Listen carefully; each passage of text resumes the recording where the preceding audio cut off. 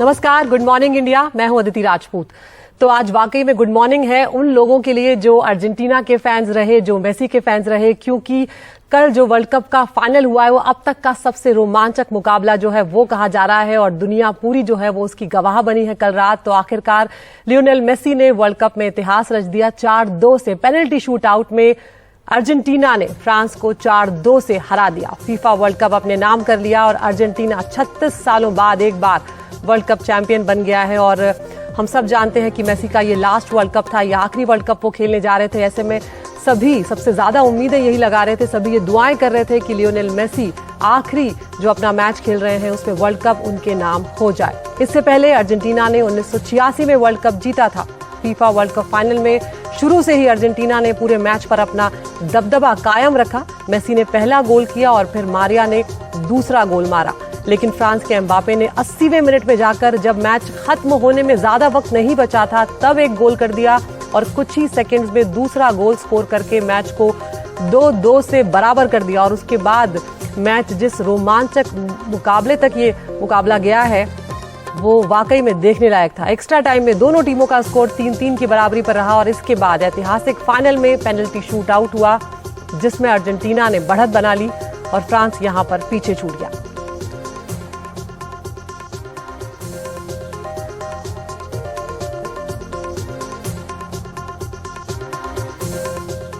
तो अब Argentina world champion बन चुका है। 36 सालों के बाद अर्जेंटीना के हाथों में वर्ल्ड कप की ट्रॉफी जो है वो आई है और खासकर तब जब लियोनेल मेसी जो है वो कप्तान रहे। उनका फाइनल ये मुकाबला था। फीफा वर्ल्ड कप से सबसे रोमांचक फाइनल मुकाबला जो है वो इस बार देखने को मिला है। पेनल्टी शूट आउट में फ्रांस को 4-2 से अर्जेंटीना ने हरा दिया। 90 मिनट में 2-2 की बराबरी पर आ गया था मैच, जब मैच जनरली खत्म हो जाता है। एक्स्ट्रा टाइम में 3-3 की बराबरी पर मैच पहुंच गया। फ्रांस के एम्बापे ने फाइनल में हैट्रिक लगाई, यानी कि फ्रांस की तरफ से जो भी गोल दागे गए वो तीनों ही एम्बापे ने लगाए। फीफा फाइनल में हैट्रिक लगाने वाले दूसरे खिलाड़ी बन गए हैं एम्बापे। लियोनेल मेसी बने player of the tournament. Mbappe का गोल्डन बूट के खिताब से उन्हें नवाजा गया। बेहतरीन उनका प्रदर्शन कल रहा है।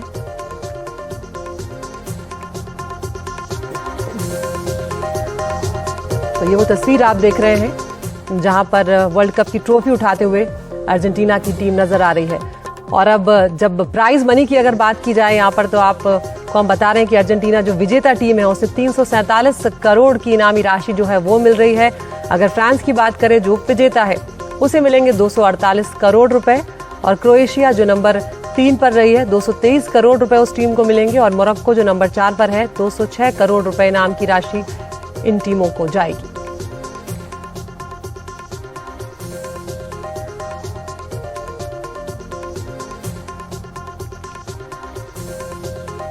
और मेसी जैसा कोई नहीं है, ऐसा कहने के पीछे कई वजह हैं। वो जब मैदान पर होते हैं तो अपोनेंट टीम पर दबाव खुद ब खुद बन जाता है और अब उनके नाम तमाम बड़े खिताब हो गए हैं। एक नजर डालते हैं यहाँ पर, 7 बैलन डी'ओर खिताब उनके नाम हुए हैं। रिकॉर्ड 6 बार यूरोपियन गोल्डन शूज उन्हें मिला है। 2021 तक बार्सिलोना क्लब के साथ वो रहे। बार्सिलोना के लिए उन्होंने 35 ट्रॉफीज जीती है। बार्सिलोना के लिए 10 ला लीगा टाइटल भी मेसी ने जीते हैं। 7 बार कोपा डेल रे खिताब भी मिला है। इसके अलावा 4 बार यूएफए चैंपियंस लीग भी जीती है। 2020 में बैलन डी'ओर ड्रीम टीम में भी मेसी शामिल हुए और 2021 में अर्जेंटीना के लिए जो कोपा अमेरिका एक खिताब रह गया था वो भी मेसी ने अर्जेंटीना के नाम करवा दिया। और बस जो आखिरी कसर पूरी रह गई थी वो 2022 में, यानी कि कल पूरी हो गई। 36 सालों के बाद अर्जेंटीना के हाथ वर्ल्ड कप भी लग गया। और इसके अलावा अगर मेसी के रिकॉर्ड्स की, मेसी के गोल्स की बात की जाए तो ला लीगा में 474 गोल का रिकॉर्ड है उनका। ला लीगा में 36 बार उन्होंने हैट्रिक गोल मारे हैं। फुटबॉल करियर में अब तक 750 से ज्यादा गोल लियोनेल मेसी लगा चुके हैं।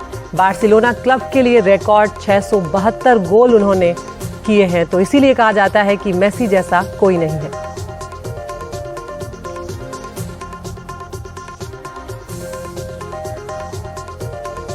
तो इस बेहद रोमांचक मैच को लेकर फुटबॉल फैंस तो हम अंदाजा लगा सकते हैं क्या उनके अंदर एक्साइटमेंट रहा होगा, क्या जोश रहा होगा। और अर्जेंटीना में तो बिल्कुल जश्न का माहौल कल से ही शुरू हो गया था। आइए दिखाते हैं आपको कुछ फैंस का क्या कुछ कहना था।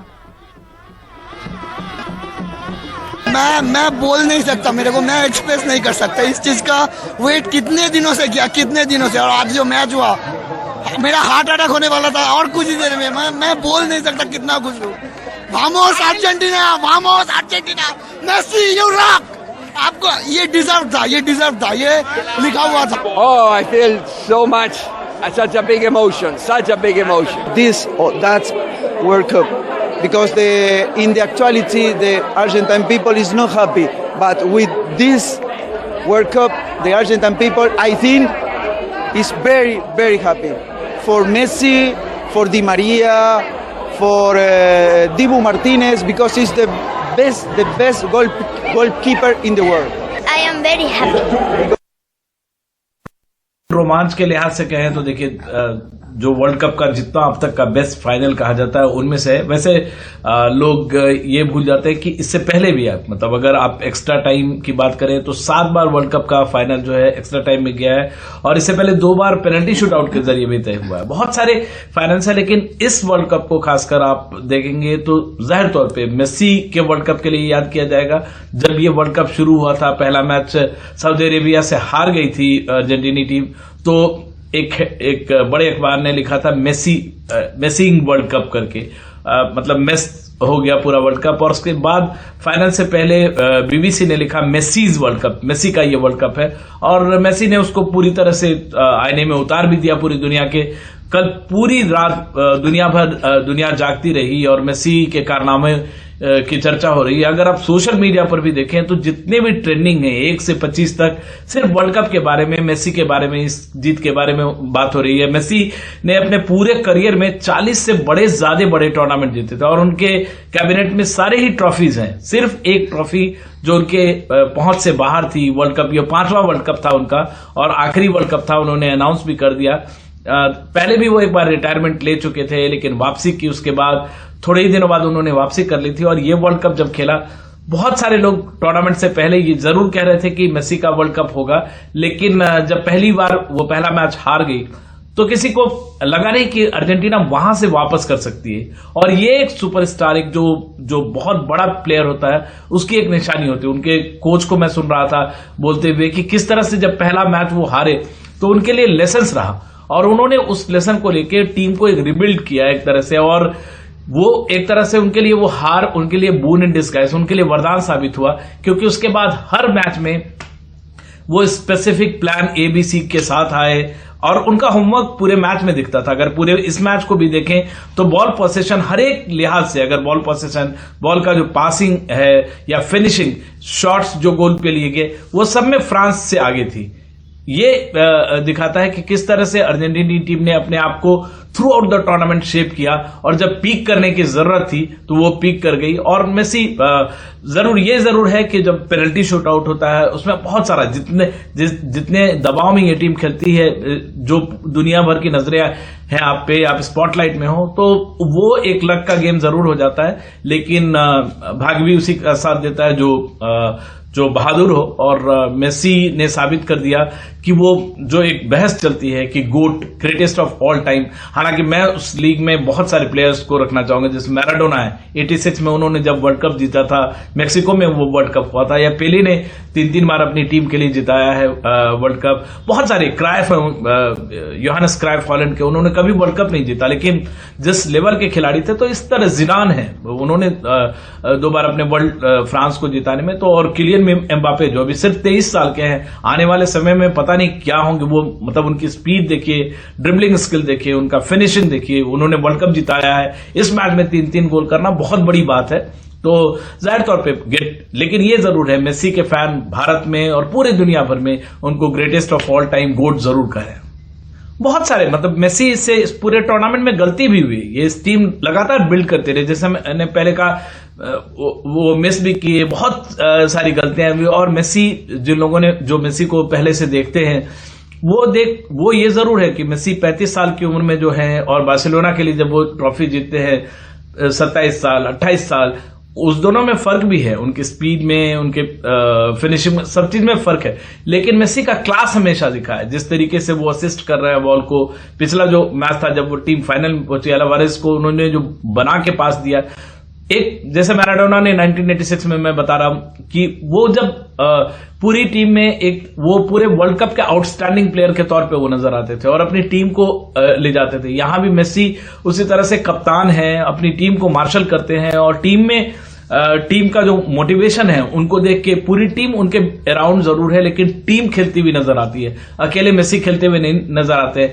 अब अल्वारेज का सेमीफाइनल का गोल देखें, सोलो गोल है, लेकिन कई बार मेसी उनको बनाया, तो मेसी इस दूरी पे जरूर है। और मेसी मुझे अच्छी बात इसमें एक और, जैसा आप बता रही हैं कि भारत के लिए भारतीय लोग जो लैटिन अमेरिकी इस टीम से बहुत एसोसिएट करते हैं, ब्राजील से बहुत एसोसिएट करते हैं। फ्रेंच, अगर चंदननगर का इलाका देखें वेस्ट बंगाल में, वो फ्रांस की कॉलोनी थी, वहां आज भी फ्रांस के फैन है। पोर्चुगल के फैन आपको गोवा में मिल जाएंगे, लेकिन मेसी के फैन थ्रू आउट इंडिया में, आप सोशल मीडिया पे भी आप इंडिया में ट्रेंड कर रहे हैं मेसी। इस तरीके से आपको अंदाजा लग जाएगा कि मेसी से लोग कितना एसोसिएट करते हैं। कई वजह उसकी हो सकती है, एक तो सुपरस्टार है, थोड़ा लुक जो है मतलब नॉन यूरोपियन है, जो बहुत सारी वजह है। और मेसी का अपना कारनामा है। मेसी जिस तरीके से छोटे से कद के खिलाड़ी, ग्रोथ डेफिशिएंसी सिंड्रोम था, पूरा इलाज नहीं हो पा रहा था। एक हीरोइक जो कहानी होती है, लार्जर देन लाइफ पिक्चर वाली, ग्रीक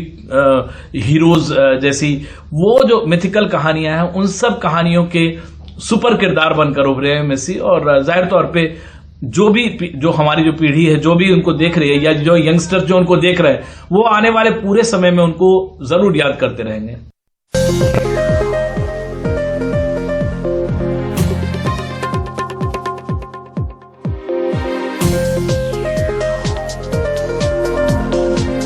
और अब मौसम की बात करते हैं। पहाड़ों पर हो रही बर्फबारी के चलते अब मैदानी इलाकों पे भी असर दिखने लगा है। मैदानी इलाकों में ठंड अब बढ़ने लगी है। और अगर दिल्ली एनसीआर की बात करें तो यहां पर अब ठिठुरन तो बढ़ी रही है, साथ में अब कोहरा भी अपना प्रभाव, अपना असर दिखाना शुरू कर चुका है। आज दिल्ली एनसीआर के कई इलाकों में घना कोहरा सुबह देखने को मिला है। दिल्ली, उत्तर प्रदेश, पंजाब समेत उत्तर भारत के राज्यों में घना कोहरा छाया हुआ है। सुबह के समय कोहरे के चलते विजिबिलिटी काफी कम रही, जिसके कारण सड़कों पर गाड़ियों की रफ्तार भी धीमी नजर आई।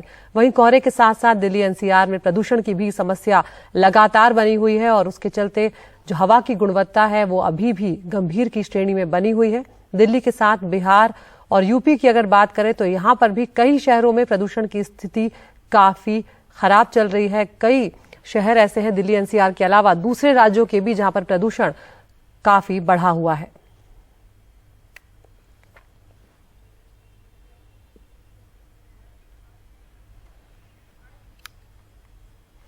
और चीन के मुद्दे पर विपक्ष लगातार सरकार पर हमला बोल रहा है। आम आदमी पार्टी की राष्ट्रीय परिषद की बैठक में अरविंद केजरीवाल ने चीन के मुद्दे पर केंद्र सरकार पर जमकर हमला बोला है। उन्होंने कहा कि चीन हमें आंखें दिखाता है और हमारी सरकार उसे इनाम दे रही है। चीन ने हमें आंख दिखाई तो बीजेपी सरकार ने अगले साल 7.5 लाख करोड़ रुपए का सामान खरीदा। हमने तो उनको सजा देनी चाहिए थी, उनसे और सामान खरीदने की क्या मजबूरी थी। साथ ही केजरीवाल ने कहा कि चीन हमारे ऊपर छोटे बड़े हमले कर देता है, हमारे जवान डटकर उनका सामना कर रहे हैं, लेकिन फिर खबर आती है कि चीन कहीं इतने किलोमीटर अंदर घुस गया और भारत सरकार कहती है कि नहीं, सब कुछ ठीक है।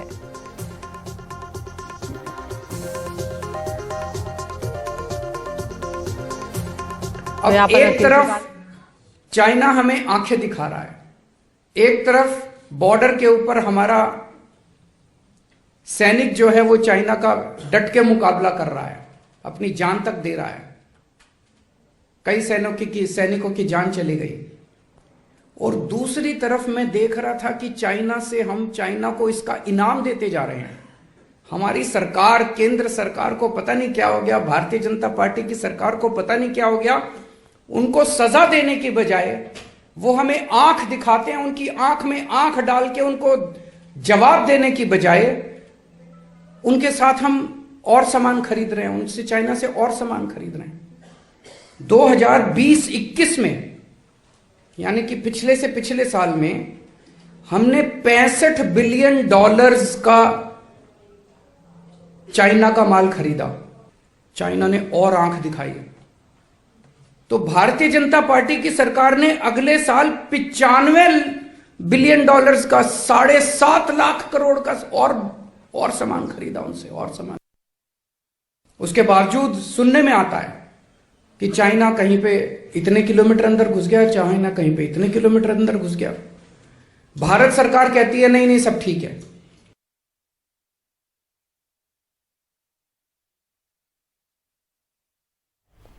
तो यहाँ पर अरविंद केजरीवाल को हमने सुना, उन्होंने काफी जमकर यहाँ पर हमला बोला है। आगे बढ़ते हैं। समंदर में लगातार अपनी ताकत बढ़ाने में जुटी भारतीय नौसेना के लिए ऐतिहासिक दिन रहा है रविवार का दिन।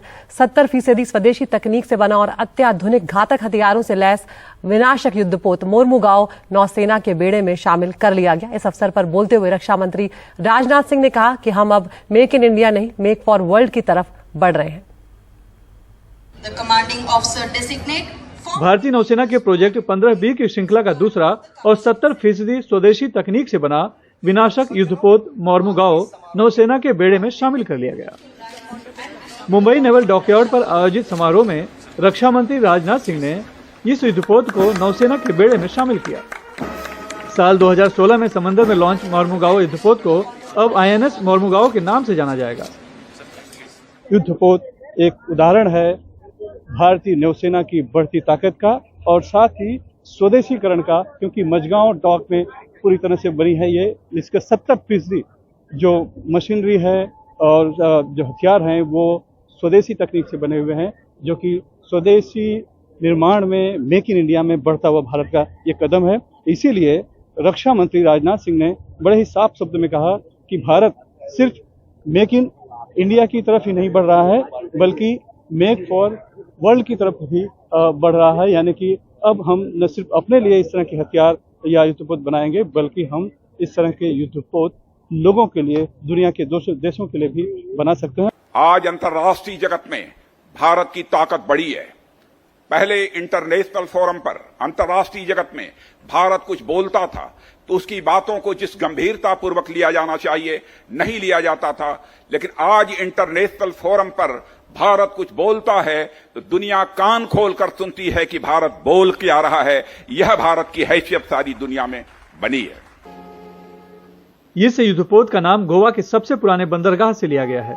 ऐतिहासिक बंदरगाह मोरमुगांव की गोवा के मुक्ति संग्राम में अहम भूमिका रही है। इसीलिए 19 दिसंबर को गोवा मुक्ति दिवस की पूर्व संध्या पर इसे नौसेना के बेड़े में शामिल किया गया। इस अवसर पर गोवा के राज्यपाल श्रीधरन पिल्लई और मुख्यमंत्री प्रमोद सावंत विशेष रूप से आमंत्रित थे। भारतीय नौसेना पोत मोरमुगांव मोरमुगांव नाम पे जो कमीशन हुई है, इसके लिए गोवा गर्वान्वित करता है। जो हमेशा मोरमुगांव पोर्ट और मोरमुगांव नाम की शिप जो पहले से नेवी का कनेक्शन लिबरेशन डे के पहले से रहा है, और विजय ऑपरेशन में नेवी का गोवा के मुक्ति लड़ा में भी नेवी का बहुत बड़ा योगदान रहा है। इसलिए मैं इंडियन नेवी को कांग्रेचुलेट करता हूँ। इंडियन नेवी के हमेशा के लिए गोवा सरकार और गोवा के लोग शुक्रगुजार है। मोरमुगांव भारतीय नौसेना के प्रोजेक्ट 15B के तहत बनाया गया दूसरा युद्धपोत है। नौसेना अध्यक्ष R हरिकुमार ने स्वदेशी युद्धपोत निर्माण को ऐतिहासिक बताया और यह भी दावा किया कि जल्द ही और भी विनाशक नौसेना के बेड़े में शामिल किए जाएंगे। और 2 जहाज बन रहे हैं, इंफाल और सूरत, वो भी आ जाएगा तो इसका हमारा केबल की जगह काफी बड़ी। 7,300 टन वजनी और 163 मीटर लंबे इस जहाज की ऊंचाई 12 मंजिला इमारत के बराबर है। इसलिए यह जहाज एक तरह से तैरता हुआ शहर है, जिस पर 50 अधिकारियों सहित 300 नौसैनिक तैनात रहेंगे। मोरमुगांव युद्धपोत सतह से सतह पर लंबी दूरी तक मार करने वाली ब्रह्मोस मिसाइल से लैस है, तो सतह से हवा में मार करने वाली MR-SAM मिसाइल भी तैनात है। युद्धपोत पर मीडियम रेंज गन के साथ पानी के भीतर घात लगाए बैठी पनडुब्बी को डुबाने के लिए रॉकेट लॉन्चर और टॉर्पीडो से भी लैस है। मझगांव डॉक शिप बिल्डर्स द्वारा बनाई गई मोरमुगांव युद्धपोत स्टेल्थ तकनीक से लैस है। ये पोत मिसाइल को चकमा देने के साथ परमाणु, जैविक और रासायनिक युद्ध के समय बचाव करने में भी सक्षम है। यही वजह है कि विनाशक युद्धपोत मोरमुगांव का घोष वाक्य सागरे विनाशक है, यानी कि समुद्र में विनाश करने वाला, भारतीय समंदर का अचूक और अभेद प्रहरी। मुंबई से कैमरामैन अशोक महाडी के साथ सुनील सिंह, NDTV इंडिया के लिए।